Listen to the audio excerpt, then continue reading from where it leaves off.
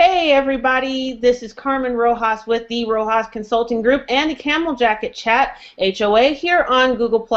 And I have just a few housekeeping things to take care of before we get into today's show. First of all, I wanted to let everybody know that we are going to be taking a little break from the Camel Jacket Chat. So during the month of July, you guys will have to find somebody else to entertain you. I highly recommend Susan Finch's own HOA that she's running. And there are a lot of other good ones, so I think you guys will be just fine. I leave you in very, very capable hands. But just to give you guys that update, and also to thank Mr. Mike Alton and the Social Media Hat, who is our sponsor for today's show. We'll be putting up links for him and all kinds of stuff so that you guys can find out all about his business, which is helping people blog better, helping their businesses thrive through blogging so that they get leads and followers and all of that wonderful stuff. So thank you so much to Mr. Mike Alton and the Social Media Hat for being today's sponsor. All right, so housekeeping is done. Figuratively, my house is a mess, but that's okay. That's what we're talking about today. We are going to be talking about mompreneurship, and for those of you who are kind of unfamiliar with what that term is, it's mothers who are entrepreneurs. So not to single anybody out that's an intrapreneur or anything like that. We just want to talk specifically to the challenges of starting and running and managing your own business while thriving as a mother. So I went out and found two of my favorite mompreneurs, Miss Subi Zimmerman and Miss Susan Finch. And so we are going to have a wonderful conversation here and talk about being a mompreneur. So to get this started, I want to let them introduce themselves, tell a little bit of their background story, and I'll just let Sue go first. Go ahead, Sue. Who are you and what's going on in your world? Wow, that's a tough question to start off with. So I am a multi-passionate entrepreneur, and I always have been ever since I was 13 years old. So my three daughters are so used to having a mother who has always worked, but I don't really call it work because I always have loved what I've done. It never really has felt like work. I've made it work within the family and within the values of my family, depending on what we needed at the time and stages that my kids were at. Currently, I run a seasonal seaside store on Cape Cod, which is where I am right now. And I also have an online business called Subi Zimmerman Enterprise. I teach business owners how to promote themselves online so that they can make more money doing what they love. And my focus has been Instagram. I have been teaching for the past year and a half on stage, and I've created an online course, Insta Results, and I've recently got off the stage at Creative Live teaching a really successful Instagram for small business course. And I just love seeing other businesses understand how to use Instagram to have a presence online, because it is just such a fun place to be, where you can get some really quick engagement and followers and actually start making some money, which is what everyone likes, right? That's what we all like. Yeah. Susan, Miss Susan, who are you and what are you up to? Oh, I'm up to many things all the time. I'm Susan Finch, Susan Finch Solutions, susanfinch.com, and I've been in business for myself since, gosh, it was like 92, doing various things, and I've been an entrepreneur my whole life as well. So I love what I wake up to every morning. I love the projects, the clients, the whole thing. Right now I'm doing a lot of radio shows, a lot of broadcasting, podcasting, and helping clients create their stations and repurposing their content. So I do a lot of that in addition to managing and creating their websites and training them how to do it themselves. That is very cool. Well, I wanted to jump into our questions real quick with something that I picked up on that you both mentioned, that you've been entrepreneurs your whole life. And would you define that as you've always had the entrepreneurial mindset, even if you were working, you know, the typical 9-to-5 or corporate thing, or did neither of you ever do the corporate 9-to-5? I did small corporations. I have never. Okay. I did small corporations, nothing more than 30 people. So I didn't come from a QB environment. I just didn't do that. I was very fortunate to always be in situations like ad agencies, marketing firms, companies where I was in a marketing position since I first started. I've just always thought outside the box and always found another way. It's also problems I had in school. It presented a lot of problems if you look at my report cards, because I never wanted to go the direct path. It was always, well, couldn't we try it this way? So my report cards always said, bossy doesn't work well with others. And there we go. Mine always said talks a lot. And Sue, for you? Yeah, so I've never worked for anyone else. I've never done a resume. I've been hired as a consultant, but I have never worked at a place where I had to drive to the same place, sit at the same desk, and look at the same people every day.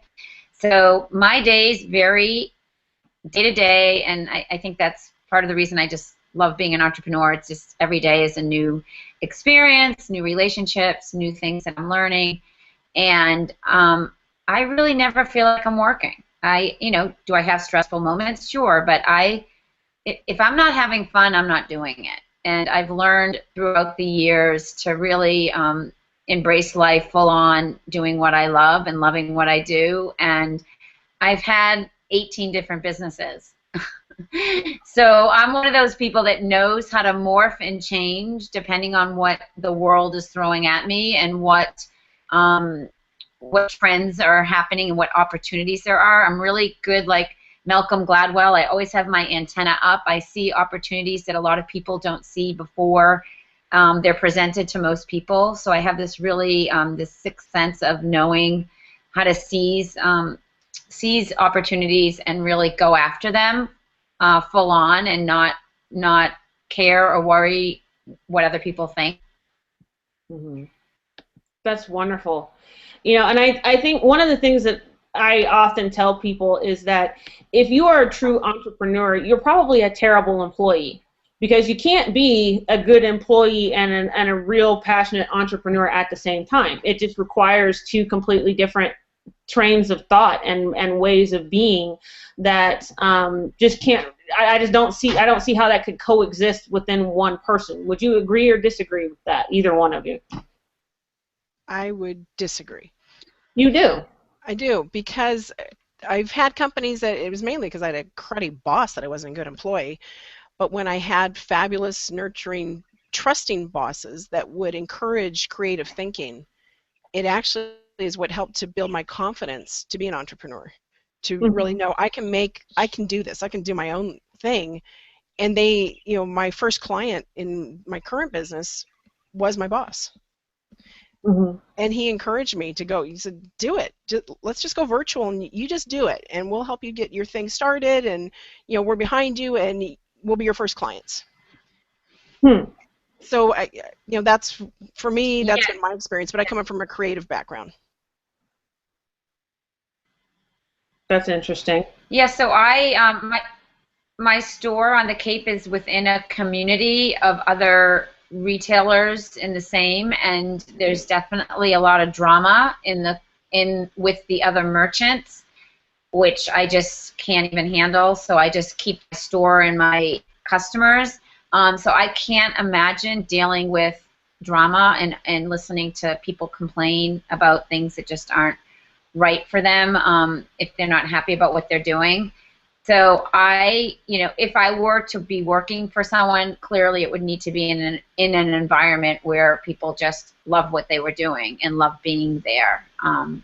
Just don't mix well with people who are stuck in doing something that they're not happy doing, because I honestly think there's always a solution. Right. I've had the experience of working in a few. I worked in some agencies. I've done some other things. And I agree with what Susan is saying, and I just realized I'm the only person whose name is not Sue or Susan. I feel left out. Okay. But yeah, I agree with her that having the right boss, and I have had some good ones, can give you that confidence and all of that.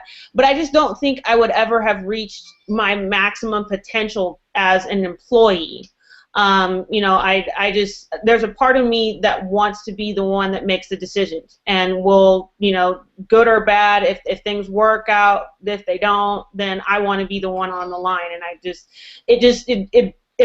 feel better as an entrepreneur, and because of that, I feel like I will be more successful in my life goals there as I would as an employee. I could be a decent employee, but I can be a great entrepreneur. I've had where I've run into those issues, and I love being in charge of it all.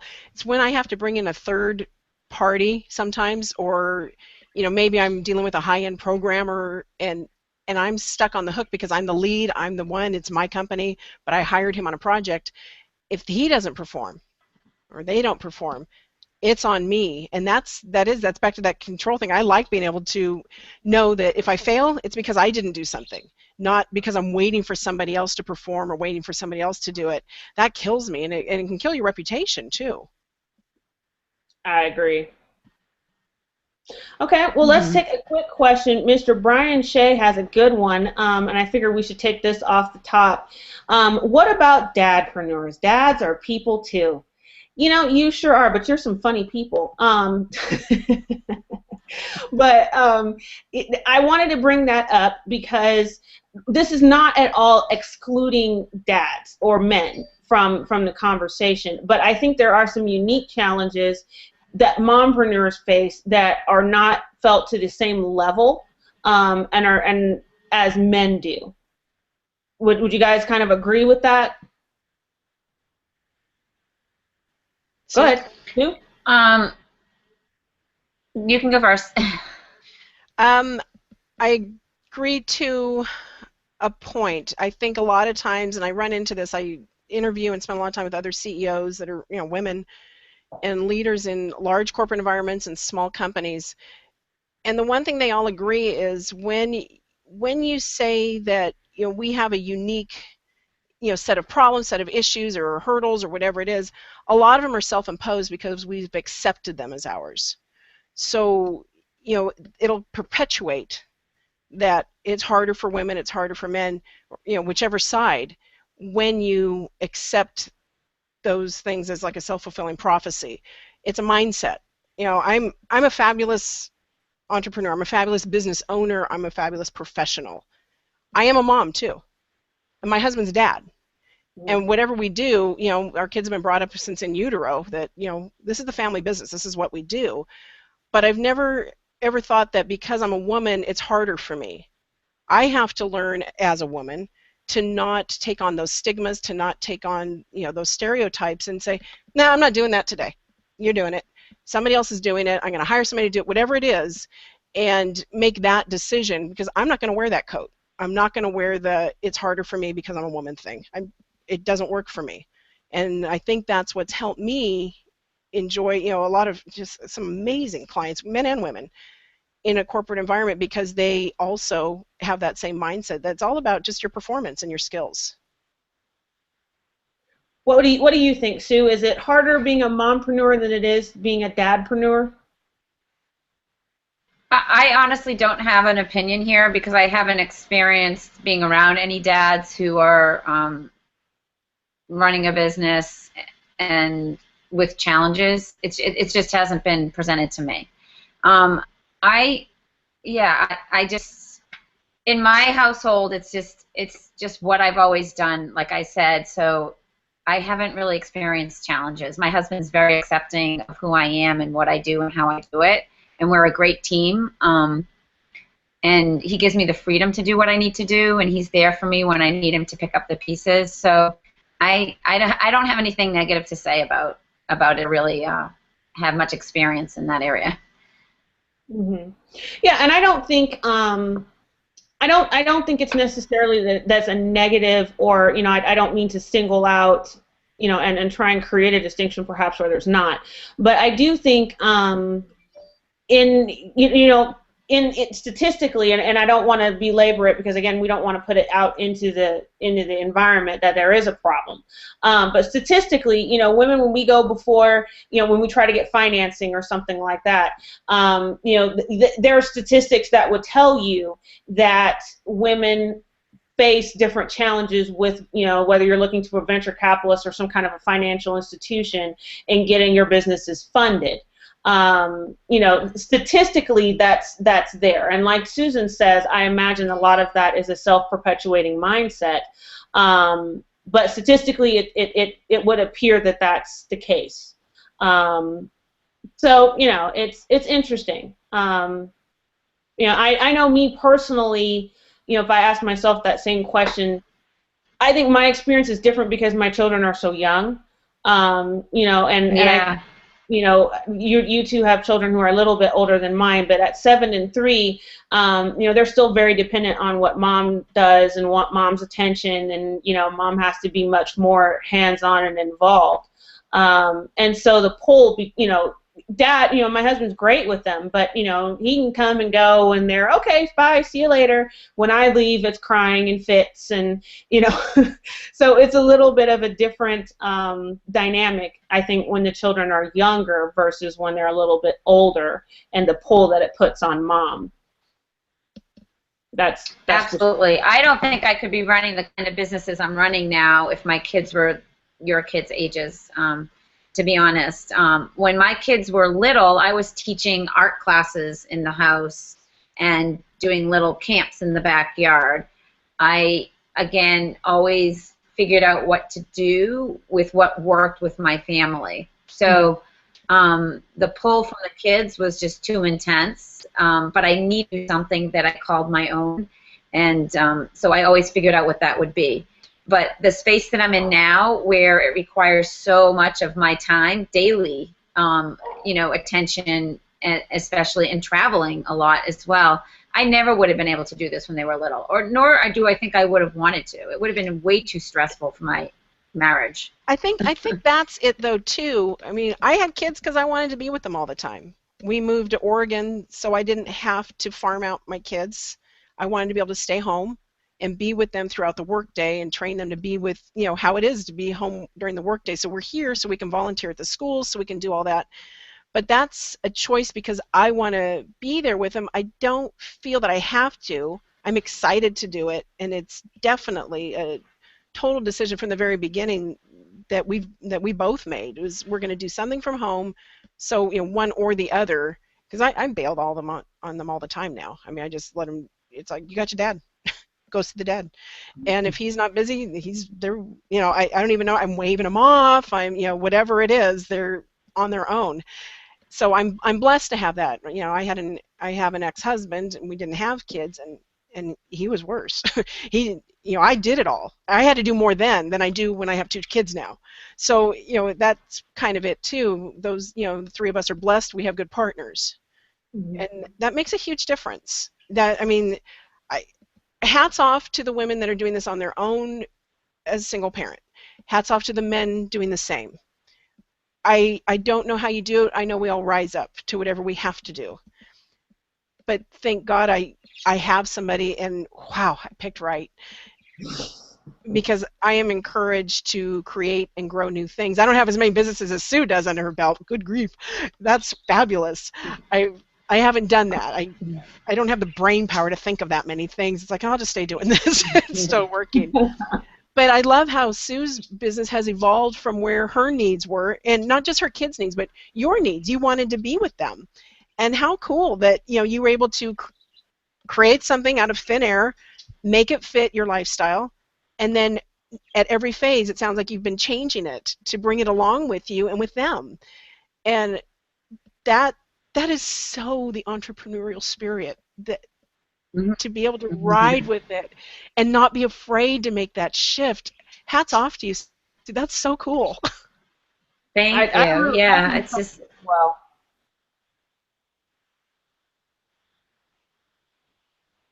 Go ahead. I couldn't hear what you said. I think we got just a hair bit of a delay, but I was saying that really is impressive. I think that is just to echo what Susan said, the entrepreneurial spirit at its best, creating something that works for you in that moment, but that is moldable and scalable as your life changes. And I think that's perhaps one of the keys to being a good mompreneur is to, figure out how to do what you want now with your current lifestyle now, but make it such that it can be adapted when your lifestyle changes. I look forward to the day that both my children are in school all day long. And, and I anticipate that when that happens, there will be some changes in my business and in my lifestyle by that time. That's when mine took off, when they both got on that bus. This year specifically, yeah. I mean, this year specifically, my twins were seniors in high school. They didn't really want to be hanging with mom and dad unless we were taking them out to dinner or on vacation. So it's just having more time to pursue what I love doing. And I travel a lot now. I'm on stage speaking a lot, and I love that I get to teach the world, through Google Hangouts, through online courses, and touch and reach as many people as I can and help inspire them to really go after their dreams. I didn't realize that my story and my journey could be so impactful on someone else's life until I started saying it and talking about it. And now that I've been on stage teaching it, specifically Instagram, with a lot of visual storytelling, obviously, I hear just from comments and messages what an inspiration my journey has been. And for me, it's just like me doing what I love. I didn't even think that it was anything other than kind of morphing into what I needed to do so that it would work for my family, like Susan had said.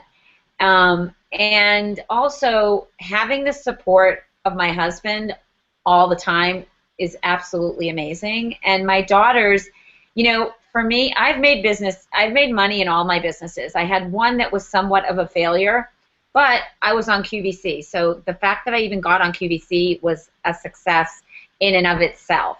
So my daughters have always had a mother who has done what she loves. I never came home from work saying, I can't wait for the weekend, I need a drink, it's Friday.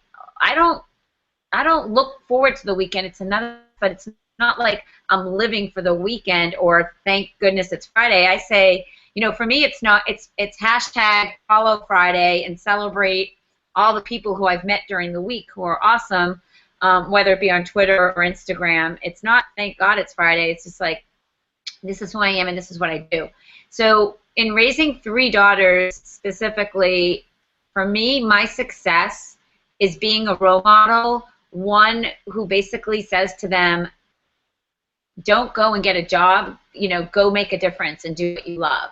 And I have a daughter who just graduated college, and she is traveling now, but she's landed a couple of jobs in DC, and they're not high-paying jobs right now, but they're jobs doing what she really wants to be doing, and that means so much more, because I think when you prove who you are, doing what you love, great things always come your way. At least for me, they have. So I always say lead with your heart and your passion, and the money will follow.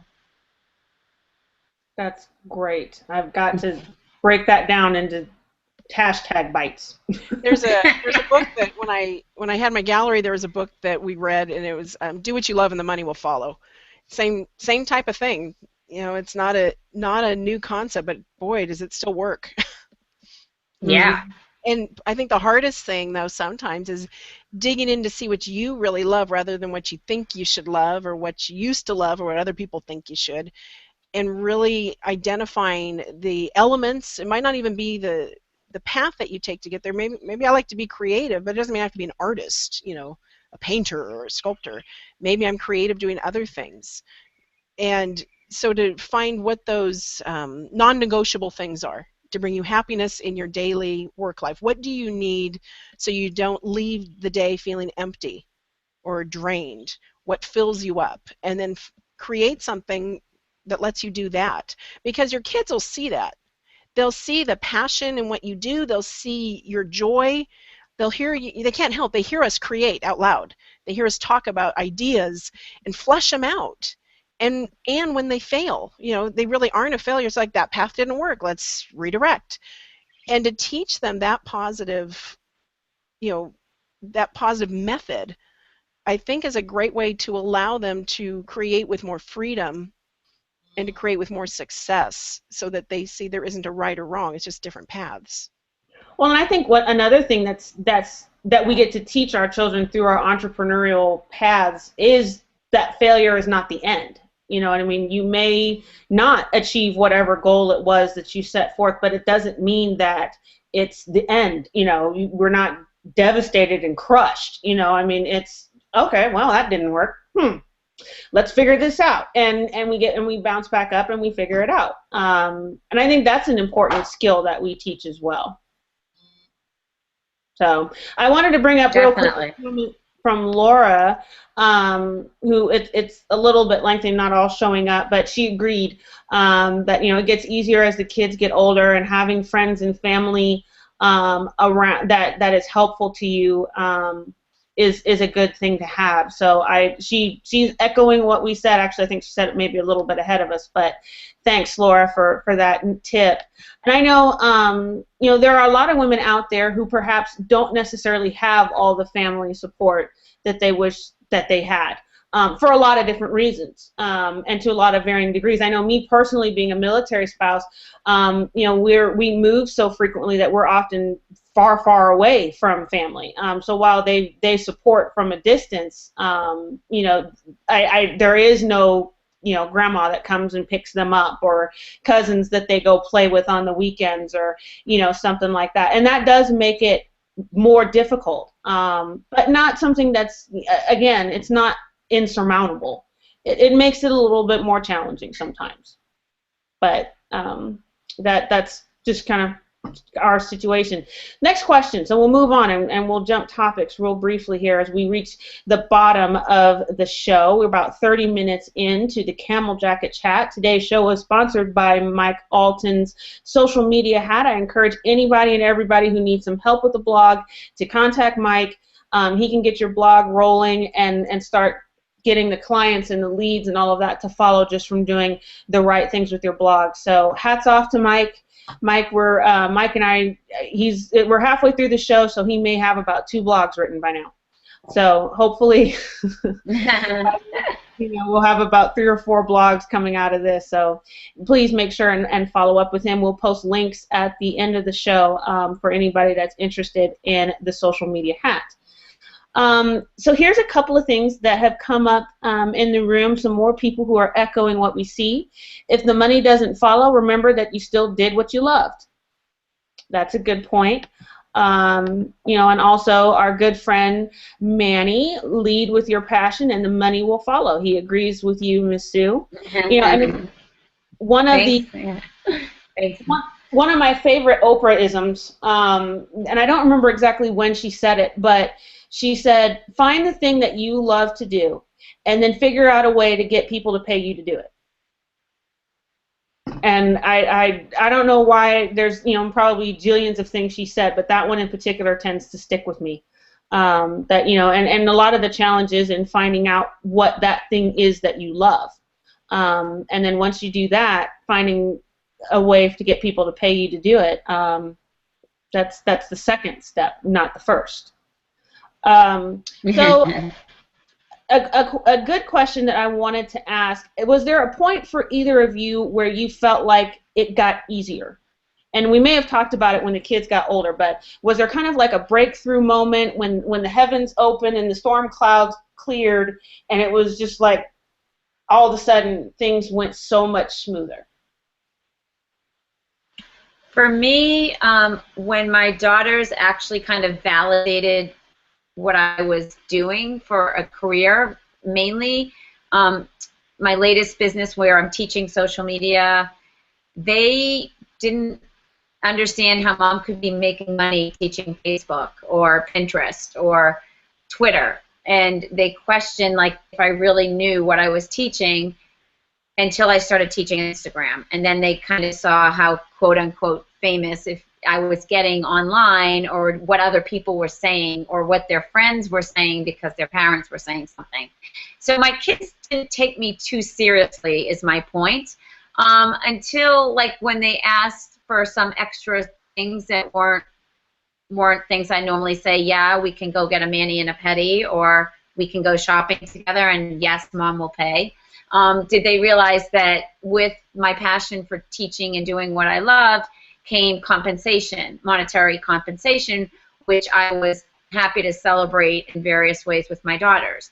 So I think now they take me so much more seriously because they see online what's going on, and it feels good to have their validation, to be honest, and actually a little bit better than my husband's to me, because my daughters always saw me working and doing what I love, but teaching art classes and having a craft business is very different, like playing local and small versus teaching the world how to do something and making a difference there.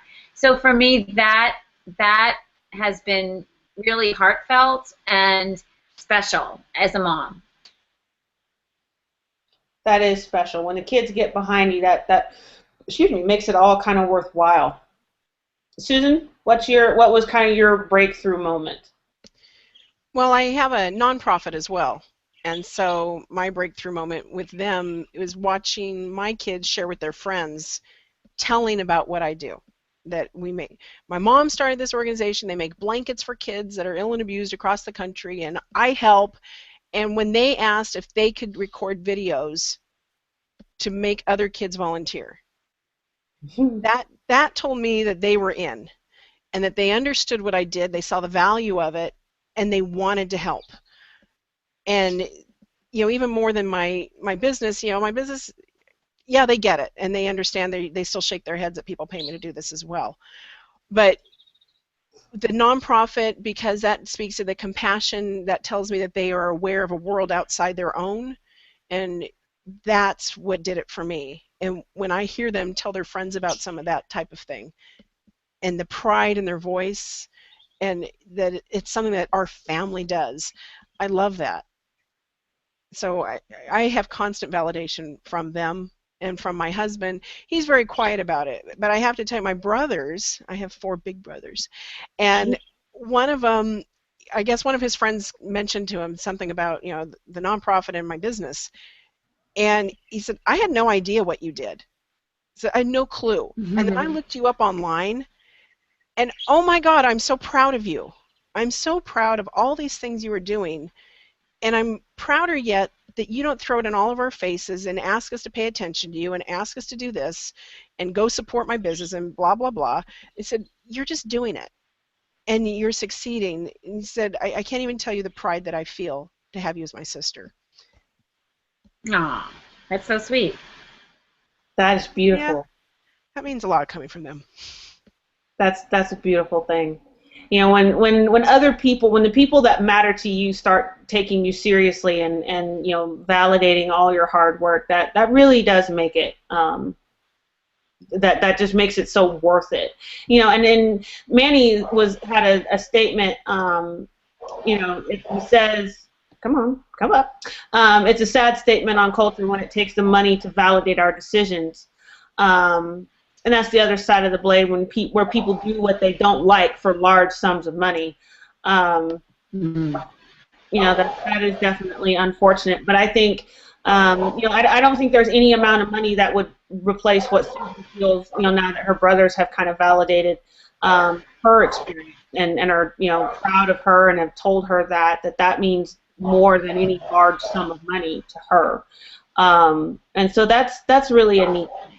That's a very beautiful thing. I wanted to give a couple of shout outs here. Lori Lazure is in the room with us. Hello. Along with Manny, we have Mr. Brian Shea, who we talked about. Here, Cheryl's going to be watching this on the replay, so we'll give her a thumbs up and let her catch up to us a little bit later. I'm sure she'll have a few comments about this as well.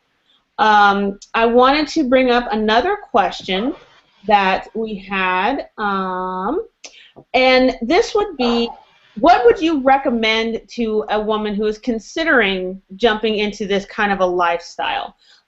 Maybe perhaps in hindsight, are there some things that you would have done differently or said, you know, I would definitely recommend doing it this way and not this other way that people told me to do it?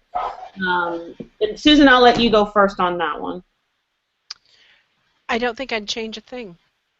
I love where I'm at, and that the kids have seen my human side of all this, and where they've been encouraged to start their own businesses. My daughter is coming back from her cousin camp, and the first thing she wants to do, she's, what can I do to earn some money? Can you teach me something? We'll see how well that goes.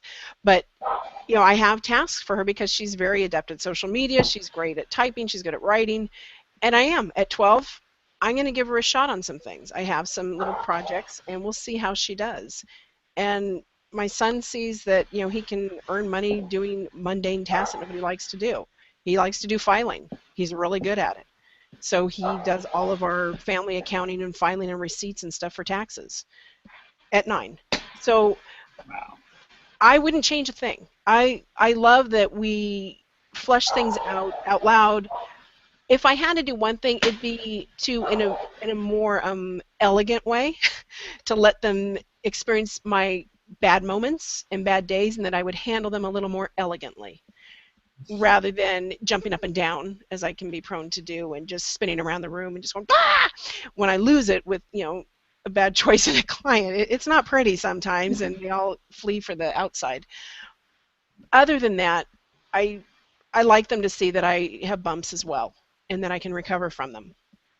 So even the good things, if it's not too much of a secret that you've done, what would you recommend to a woman who's, you know, on the fence right now, you know, about, she's got a passion, she's got something she's interested in and thinks she can build a business out of it, but she kind of likes the comfort and the routine of, you know, a more typical job, you know, so she's torn between the two. What advice would you give her? That's a great question. I have a best friend who's fabulous in pharma. She can sell medical devices up the wazoo.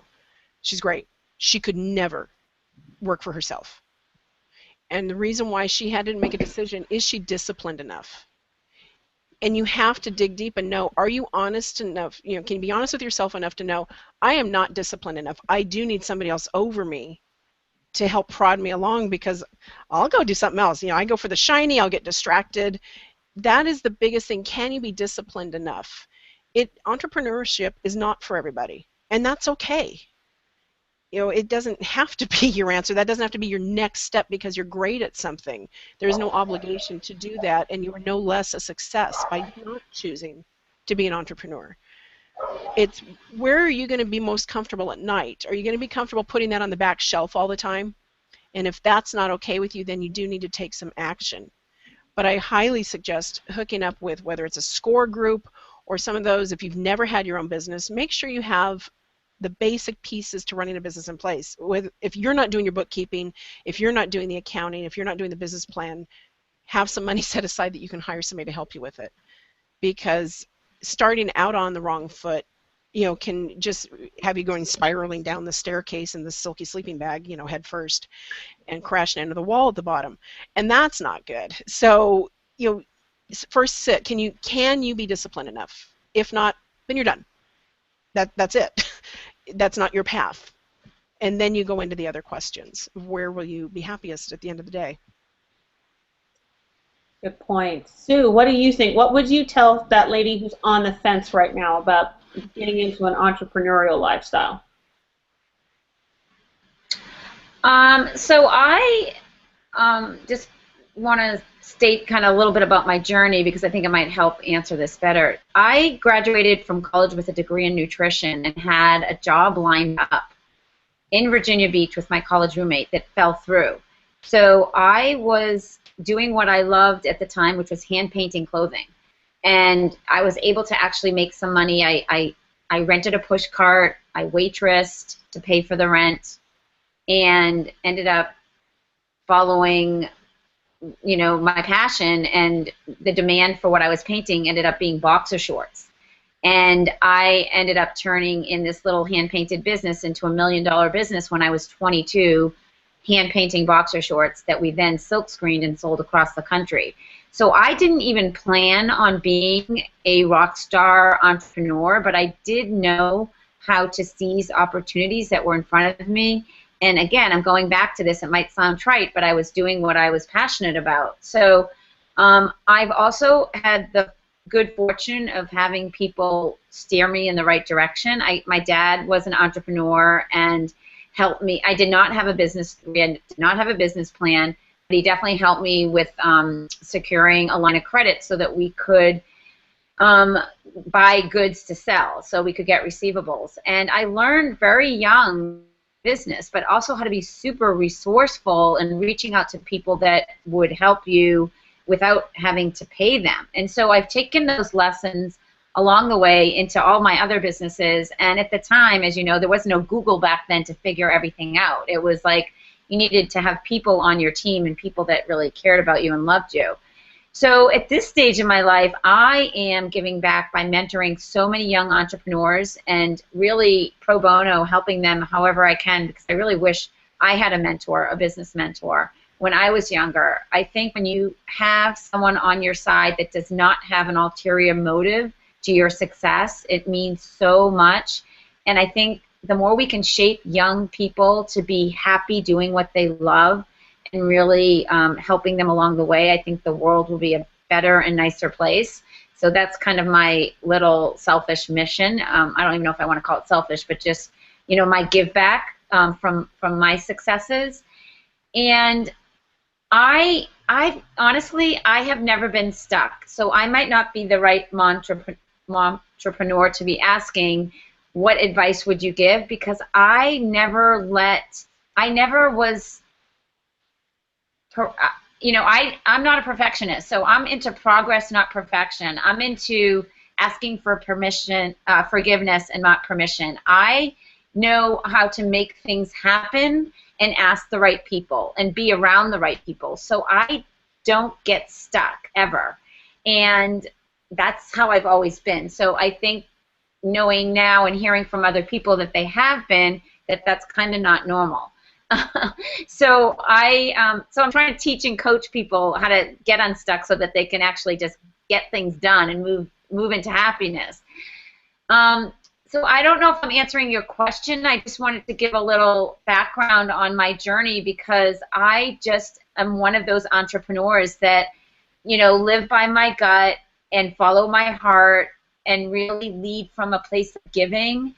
And I don't lead with money. I really lead with giving. And I think because of that, so many great things have happened. So I hope that's helpful, but I just wanted to share that.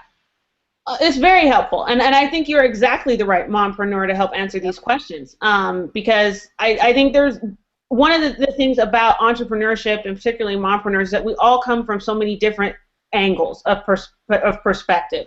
You know, for you, I think what probably you growing up in an entrepreneurial household is a different experience, and it absolutely has shaped how you are, you know, and how you have fashioned your life and the lifestyle that you lead, and therefore the perspective on other mompreneurs or entrepreneurship in general. You know, me and my person, you know, I'm from a single family home. My mom was a teacher, so you know, it's a different. It's just different. It's not better. It's just different. And, you know, I don't, Susan can chime in with her own background, you know, from a childhood standpoint, but I think it does shape the way we view money. It shapes the way we view progress and the way we view success and all of these other things. So it absolutely, I think you answered the question very, very well with your own experience. I loved your story, Sue. And talking from a giving point, I'm with you. I've always just leaped. It is my gut. And I don't question it. When I do is when I'm sad.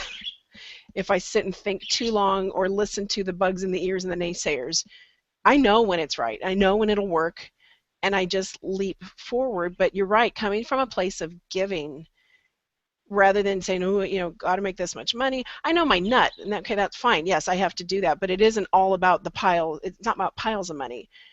It's about, I like to earn enough so it affords me the time to be able to give, to be able to help, to volunteer, to mentor. I have, you know, 3 teens I'm mentoring right now, and I love that. I mean, that watching them light up and catch on, that's worth more than a bucket of money. That they feel encouraged, they have hope, the wheels are turning, that they can create their own solutions. And it just makes my heart sing when that happens. I feel so privileged to be able to be in that position, and so blessed. I mean, my dad worked for Rockwell International, so it's a space firm. My mom stayed home. She did not work outside the home until I was about 13, about 15 actually. Then she got a job outside the home. She started teaching with her limited Spanish. She was a bilingual teacher. It's my Mexican mother, and they didn't let her go past first grade because the kids were correcting her too much. And then she went on to work at some other jobs, but they always admired, and I always heard them bragging about the people that created their own solutions. And they didn't say what they were doing was wrong, but they always wanted to tell me the stories of the people succeeding. Look what they made. Look what they created. This is their company. And they were so proud, whether it was a neighbor or another family member. So I saw that as a positive thing to want to achieve, whether it was to get their approval or just that that's where the real happiness is, creating your own solutions. So that was always there, even though they didn't do it. That's really interesting, and I agree. I mean, I think you made a lot of really good points there. We're coming out of, we're about 15 minutes or so less, so I just kind of wanted to wrap it up with a few heavier questions. But if regardless of whoever the administration in the White House is, but let's just say that somebody called and said, we need more women entrepreneurs. You guys are good. You've done it. What do we need to do as a government or as a society or as Americans or whatever to encourage more women, more moms to become entrepreneurs? What do we need to do? Do we need to go to banks? Do we need to talk to, who do we need to talk to? What do we do? Honestly, I think it starts with our kids. I think you set by example, and you teach kids young that work doesn't have to be like a negative connotation. It can be positive. I think people think going to work is a bad thing or just a thing that takes you away from something that's supposed to be fun. So I think the mind shift in the way people talk about what they do. Honestly, if you are doing something you don't like, you shouldn't be doing it. You really need to change so that your energy isn't negative. I think when people lead with a positive energy, the whole environment is so much better. And I know for a fact that when I put myself into a room where there's disgruntled employees or people that aren't happy, I have a hard time staying in that room because I just don't work well with negativity. Mm-hmm. And Susan, what would, if someone from the Obama administration or whatever called and said, we want more entrepreneurs like you, what do we need to do? We need to coach women to talk about their successes and we'll talk about what they do well. Men do it. And this is where that stereotype comes in because more women tend to not talk about what they do well. So sometimes nobody else is going to do it for us. We have to learn to advocate more for ourselves and have the confidence in our own abilities, our own work, our own successes to want to tell somebody about it. I think that's a big part of it, to have that confidence to speak. I also noticed that women need to build each other up like men do. Men support each other. Mm-hmm. Men pat each other on the back. They'll jibe each other. They'll give each other a hard time, but it only has them rise up. It's like, fine then, I'll do better. And more women need to get better at doing that as well. They need to have each other's backs. They need to have the men's backs because the men actually have our backs more than we realize. They have daughters, they have nieces, they want them to succeed as well. So the men are usually the first ones to support. Women have to stop being snarky. They have to, stop backstabbing or worried that somebody's going to stab them in the back, and just go with the confidence that, learn from your dads, learn from your uncles, and if you don't have a positive male role model, think back to teachers, think back to somebody. Think back to any woman that you've seen that doesn't play into, like you were saying, Sue, the drama. That nonsense. And usually it is women that are at the bottom of the nonsense. It's, oh, my little feelings got hurt. Oh, she was mean to me. And it's no different than when we were 12. And rising above that, we are so much more than that. So, yes, we need the Obama administration or the government to come up with a nice coaching team. That would be a good one. And they've got, highly successful women there also. Michelle and, members of his cabinet and even the prior administration had lots of very successful women working there. So I would echo that. So we know Google's watching, but, hey, all you government folks, if you're watching, there's a way that we could get women to be more open to with their experiences so that they provide they can be role models and kind of show a path for how we did it. I think that would be great. And I know one thing, in terms of a procedural, administrative thing that I wish that they would do. We encourage people to become teachers and to go to the Peace Corps and all of that because we offer them, breaks on their student loan payments or whatever it is. I would love it if they would do that with entrepreneurs as well. If it's good for the government, it's good for the economy for us to have small businesses and be self-owned, then hey, I know a lot of good college students that would love to jump straight into it, but a lot of the time they come out of college and realize they've got whatever student loan debt, and so it pushes them into a job rather than into being an entrepreneur. If that's my little soapbox for today. I may have to write a blog about that sometime. But as we wrap it up, I did see a few comments out here I just wanted to bring up, and we do love Miss Evie. Hi, Ask Evie and Yvonne Hyman. Just wanted to kind of rah-rah from Miss Susan, and just saying how much she's learned from just a few weeks of working together. So bringing that up, and I would, any of you other successful women entrepreneurs, reach back and grab one. That definitely helps those of us that are still newer in the game. And Brian asked a question a bit earlier that I wanted to kind of let marinate and decide. And he said that since, because I made the comment that I'm the only one that's not a Sue or Susan, he offered Sussman or Carson. And, Carson, that kind of works, but it sounds kind of like the man's name of Carson, like Carson Daly or, So I don't know. We may have to play with that a little bit more. Brian had another great comment that I liked, and it was about, stop asking others to create our solutions. Whether it's the government or whomever. It's true. I mean, we are small businesses. We employ the bulk of this country. Mm-hmm. We do create it. We run it, and we just don't always have such a collective voice. But we are a force. And we have the power to make those changes and to change the mindset through our example and through mentoring. I think is huge. Whether you're mentoring men, women, teens, whomever, mentoring is where it's at. It's that giving. It's also that building and creating what you're looking for as far as the future. Yeah, I think this was Brian's comment about that. Stop talking about the alleged barriers and simply notice them and move forward. So yeah, that's a good point. I think that would have to be a whole nother topic for another day to really flush out that answer. So rather than dive headlong into a conversation I can't possibly finish in the next 5 or 7 minutes, I think that there are some barriers. Why are they there at all? You know what I mean? I agree with him about not talking about them, but I just wonder why they're there at all.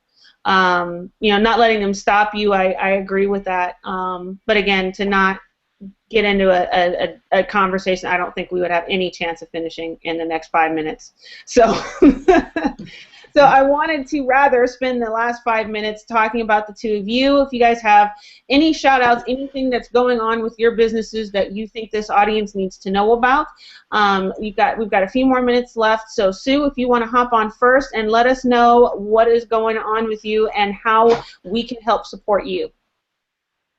Oh, thank you. That's so sweet of you. So I'm doing my first live event in Boston, Cambridge, Massachusetts, September 20th. It's called Sail to Your Success.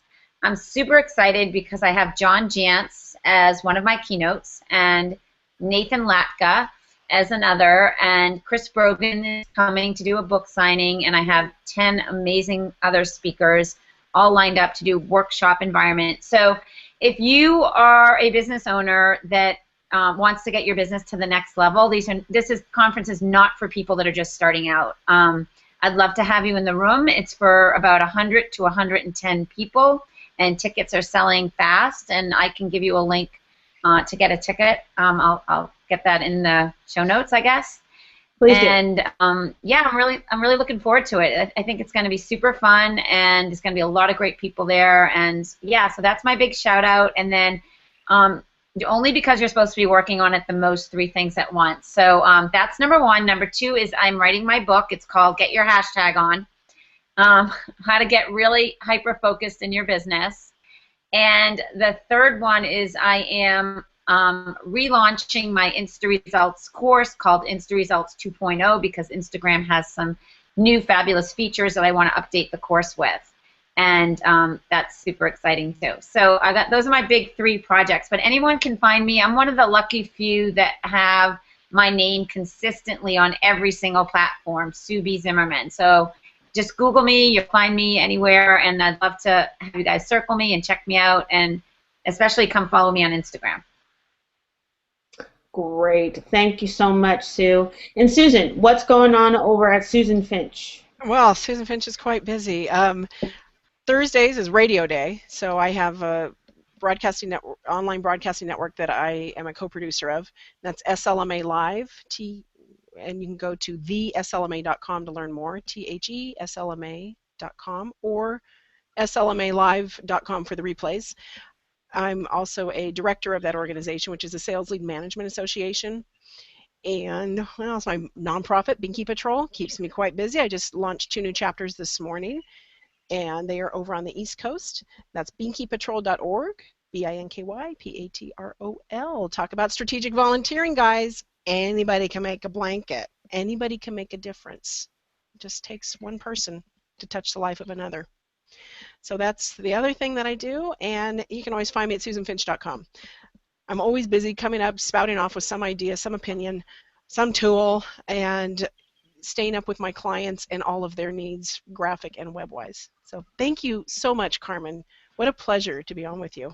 Thank you. Well, thank you. It's nice to meet you, too. Yeah. Treat. You too. Thank you.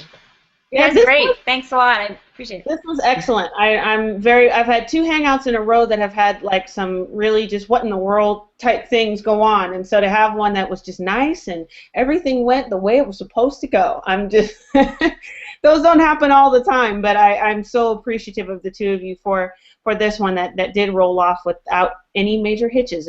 All my power worked, and so it's really, it's really awesome, and you 2 are just absolutely fabulous guests, so I appreciate it. Anytime either one of you would like to come back, please let me know. But we're almost finished up here, so we'll finish up with just a few last housekeeping details. Normally at this time I tell people about what my next show is going to be about, but there isn't one for a little while. We're going to take a little bit of a break, you know. I'm taking a vacation, and we don't have a very good you know, the bandwidth is low to do video and audio, so rather than have poor quality HOAs, we just won't do one for a little while. But we're going to be back on the air in August, putting together a bit of a workshop with one of our other favorite guests, Miss Stephanie, who is kind of the financial guru around Google+, and we'll be talking with entrepreneurs about how to manage your finances. And so that will be a fun one. We plan on putting that together as a series, so we'll spend a whole hour talking about budgeting, and then we'll spend another hour talking about venture capital, and then we'll spend another hour talking about other debt instruments and all of that good stuff. So it's going to be very, very great. Keep your eyes out for the invitation that will come out, you know, in August as we put that together. So if you'll keep an eye out for that and make sure and hit yes on that invitation.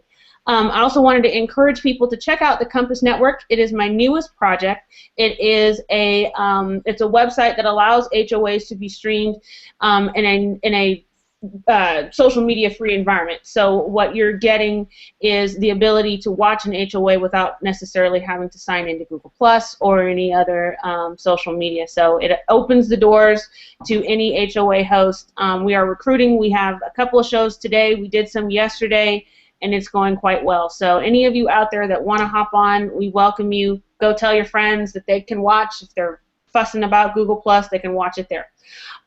So that's what we have going on. We're always looking out for more show topics, so please message me, hashtag, it is hashtag Camel Jacket Chat. There we go.